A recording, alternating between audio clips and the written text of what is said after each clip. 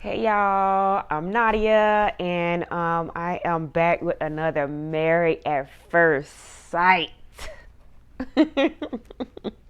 All right, so first I want to start off with talking about the pre-show, the unfiltered portion of it, and I sat there and I looked at Paige, and she just had a look on her face like, why did you guys pair me with this man? Like, why y'all did that? Oh, and then that too, I wanted to mention in my last video, first, thank y'all for, for leaving y'all comments, telling me what y'all thought about it. But I had a couple comments, and they kind of was placing some blame on, or a lot of seemed like blame on Paige. And I kind of feel a little differently. I feel like had this been something where she went out and she chose her mate, she chose who she wanted to marry on her own, okay, then that would have been an argument that she staying, she why is she riding it out, whatever. But in this situation, she didn't find him. These are who the experts matched her with. Like, this is who they matched her with, so it's kind of like, okay, you done signed up for this show, and you just kind of she's seeing how it's gonna unfold. You get what I'm saying? Like, you only done known this boy for what, 2 days, a day or two. So I get her somewhat wanting to see what's to come. But at the same time, I don't take back, because, baby, the information that she found out, that would have been enough for me to be like, all right, two fingers in a spread. Okay? Because it's a no-go. It's a no-go. So, yeah, I don't feel like, she should get the brunt of, the criticism yet, just because she did not choose Chris. It was something somebody she was matched with. So I don't know. Get a girl a break. You get what I'm saying? It started off with the producer trying to make Chris tell her this big secret, and they're sitting here trying to reason with him, and he's like, but I don't want to tell her. But I don't want to tell her. But I don't want to tell her. Okay, if y'all didn't know, we starting with Chris and Paige. That's what we're starting with. Let's cut to the chase, because this is really the bulk of the show, really. Chris and Paige. So, I don't want to tell her. I don't want to tell her. So, you got her, walking around, trying to figure out what they talking about. Huh? Like... I don't get it.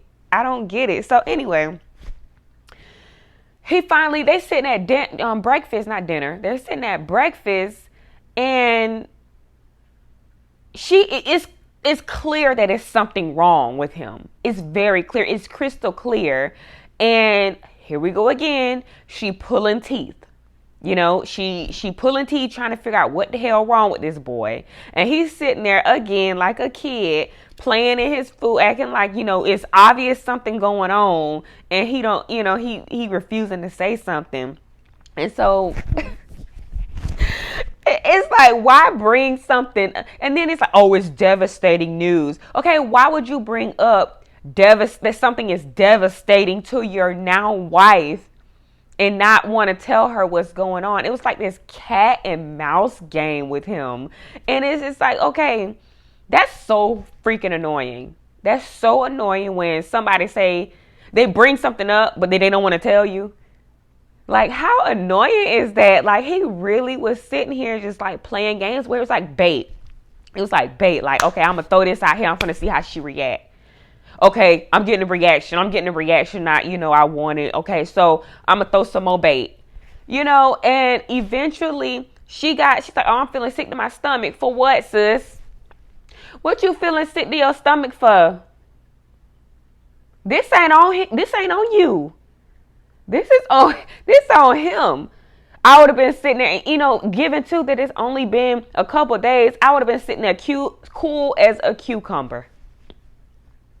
Cool as a cucumber. Like, okay, What you gotta say? Spit it out. But here she go, this patient and forgiving and hopeful and optimistic view. And it's just like, for what? He don't deserve that. He don't deserve that amount of patience. Somebody who playing games with you, clearly.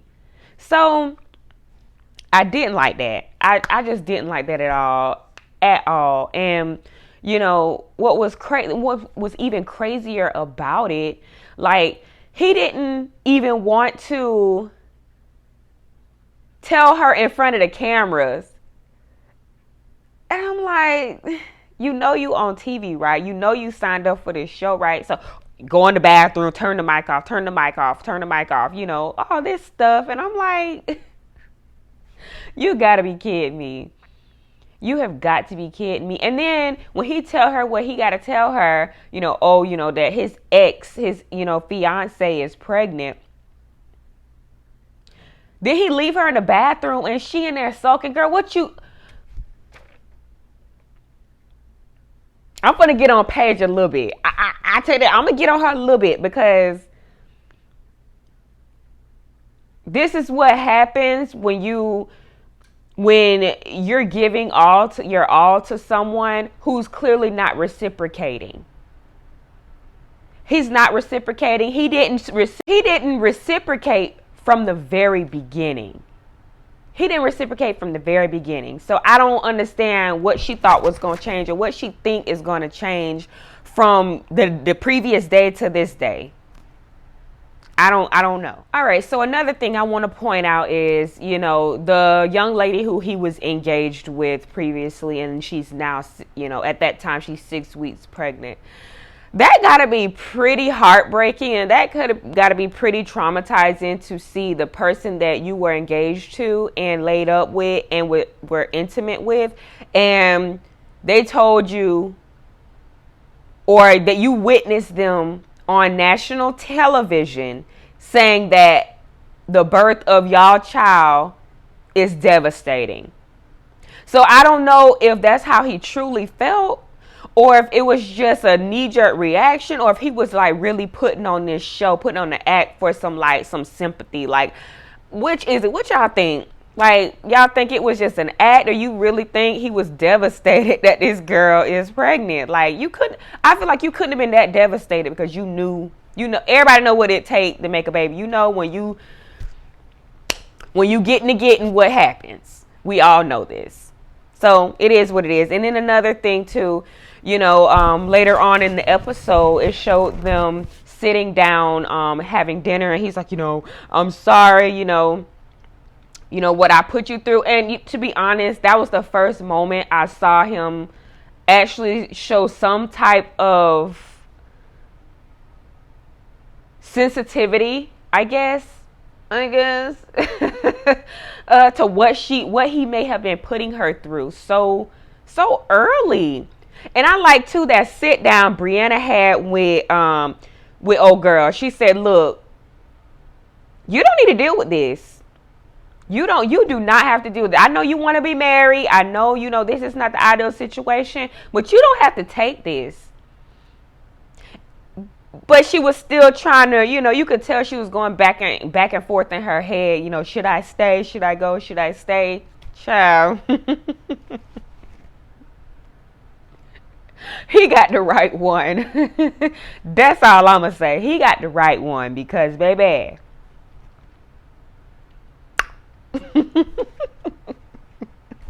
that ain't it, baby. That's not it.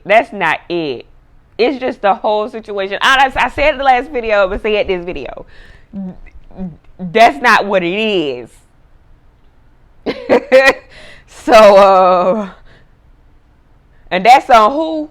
Mary Had a Little Lamb. So anyway, what y'all think? Y'all think, because of this process, you think they should keep going? Or do you think, Paige said, you know what? I'm chunking up the deuces. Like, I'm out of here. Got a blast like Jimmy Neutron. Got a blast. Anyway, so I want to touch on the other couples a little bit. So Virginia and Eric, again, she real childish, and in a way, his insecurity and his jealousy kind of put him in that childish box too, in a way. And I kind of felt like every time you turn around, he talking about their age difference, and it's kind of like, but you not that old, like you're not that old. And then it goes same way with what's the boy, Ryan and Clara. Like Clara seemed like she a lot, but she know who she is. Like she know exactly who she is. I want to add too, Chris a little too shifty-eyed for me. They were sitting at that dinner and it was sweet, you know. It created a little vibe. I'm not going to front. They created a vibe, you know. He acknowledged where he went wrong and kind of gave her I'm going to be fair, gave her the option to, hey, you know, I understand if you stay and I understand if you go, you know. But when he said, this what got me, when he said, what I recommend, no, nigga, you not finna make no recommendations at this point. I'm making a recommendation about, I guess, being friends and then working their way up, and how he really did feel like she was attractive. In 2 days, he realized it. Okay, bro. Brianna and Vince. They are the cutest couple ever. He is so sweet. And it was like when they were on that beach playing footsies and, you know, toes in the sand and everything like that. When they were doing all of that, and it was like he was talking poetry to my girl, you know, and she was just eating it up. And I don't blame her. You know, when it's a big risk to take this option, to take this choice, to try to find somebody. So, you know, if they good, I'm good. You know, I feel like it's great. So at the end or whatever, you know how they get all the couples together so that they can mix and mingle and get to know each other a little bit more. So they finally broke the news about, you know, the baby and everything like that. And he had this stupid smirk on his face. But again, I really feel like that was some sort of like defense mechanism, you know, like I'm trying to keep from crying right now because this shit is embarrassing. But again, in life, we make decisions, you know, we make decisions. So what was interesting was he inflicted all this pain and confusion onto Paige, but was jealous when the couples were supporting her in that moment. Like, what did she do to him? Because I feel like they had it right. Like, look, girl, that's a lot. That's a lot. And Clara, I bust out laughing when she was just like, good God. And I'm like, same, because ain't no way. And again, he ran off through another tantrum. What'd he do, you know, for some attention? And she's sitting there looking embarrassed again. It's just way too much. The situation, that couple, but I did kind of feel like everybody was doing kind of what couples do sometimes when they get in a setting. They act like everything all hunky-dory, everybody meshing well, connecting well, when we all know, like, that's not really what's going on with all of the couples. I feel like the only couple that's meshing and doing well is Brianna and Vince. Like, they're the only ones where it seems like, okay, everything is good. But everybody else, I'm like, y'all know y'all lying. Y'all lying like a rug on this situation, because it's just not true. It's just not true. So, yeah. Paige and Chris just sitting there. If you could just read the body language, they are just sitting there looking miserable. Ooh, I mean miserable. You know, it's just a classic. I'm gonna just wrap it all up. It's a classic case of not closing one chapter before entering into another. That's just what it is. You know, he seemed like he was in a situation, saw opportunity to be on TV, was like, hey, you know, Didn't know if, you know, they really going to call me, and then they call you, and then next thing you know, you in some shit over here, and then now you got some more new shit, and it's jumbled up. It ain't working. It's not meshing. So it's just an unfortunate situation. You know, I really don't feel sorry for him. I just don't. Nobody can make me feel sorry for him in this situation, because in life, guess what? It's decisions. Paige, I want her to know that if it's anything that God intended, especially this early, especially something as far as a marriage, me personally, I don't feel like it should be this hard and this forced so soon.